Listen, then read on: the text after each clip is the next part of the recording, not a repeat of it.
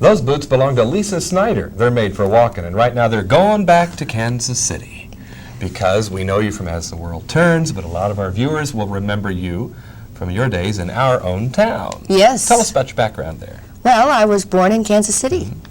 And lived to tell about it. And lived, yes. And I lived in Overland Park, Kansas. Went to Mohawk Grade School, which is no longer in operation. What were the Mohawk mascots in those days, remember? I don't remember. The Mohawk Grade School. Okay. And Milburn Junior High School I went to, and I would have gone to North, but we moved away. Then there was a skirmish with the Chiefs there, I understand. Yes, I was on the original Kansas City Chiefettes. You guys ever keep together? Was there ever a kind of a club of the ladies that were in those groups like that? I haven't been in contact with, of course, Sandal Bergman is our other famous one that went on to do other things. And so have you. Yes, this is true. And in the words of Julian Marsh in 42nd Street, kid, you're going out there a nobody, but you got to come back a star, Yes. and you've done it. Oh, thank you. Let's start with 42nd Street, the very play we've just mentioned. Peggy Sawyer. Yes. You're a triple threat then. You That's sing, dance. true. Tell us about 42nd Street and how it came to pass.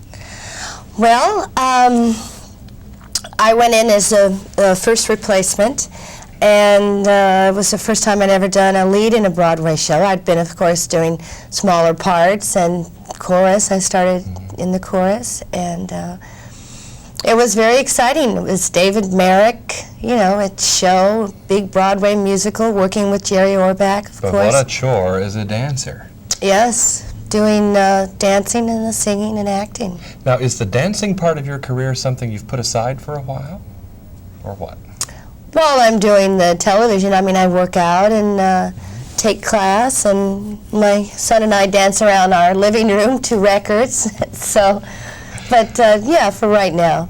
So Peggy Sawyer has gone out onto the stage and made it big, and then next thing we knew, she's the new kid on the block in As the World Turns. Of course, I've skipped past Guiding Light. Forgive me, we'll get back to that. But do you see yourself as the new kid on the block over there? Not really, because they've hired some more new people, so I'm not, I'm not the newest person. Actually, I think the newest person to start is Farley Granger, who's going to be Uncle Earl Shannon's uncle on the show. So he just started actually Friday, taping, this past Friday, so. It gets complicated, doesn't it? Yes. And is it very important, really, that you keep track of everything that's happening on the show, as long as your lines are prepared?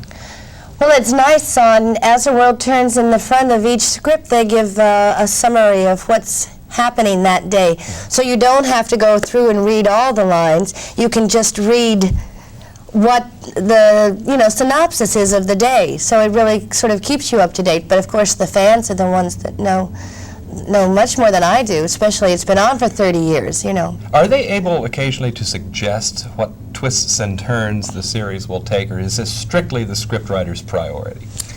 Well, I think they do take into account, I mean, they spend a lot of money on finding out what the audience thinks and what they want and who they like and who they don't like. They spend a lot of money each year on that, reading fan mail, you know, calling, you know, doing phone interviews with people. It's very important. Now, lest those back in the Midwest maybe think of you now as Lisa Brown, the Hollywood type, I'm curious if there is any of a Midwestern quality, upbringing that has stayed with you in a specific way that you could mention for us. The kind I of like digging in the dirt. Frequent opportunities for that? In my yard, I like that. I thought you meant the do series, though. maybe. No. I do enjoy that, working in the yard, digging in the dirt, getting my hands in, you know, gardening and that sort of thing. Now, would you be caught dead wearing those boots back in the Midwest? Could we get another shot of those? Of course. You opened with those. Of course I would. Would this start a new fashion trend back in Kansas City or not? Of course, people probably already have them there. I think everything's up to date in Kansas City. And we have to give you the chance to say hello to some people out there if you'd like. Yes, I want to say hello to my grandma and to all my family back in Kansas City. She's been there. She's going there via video as the world turns. You can see here on KCTV. And in Los Angeles with Lisa, I'm John Tibbetts.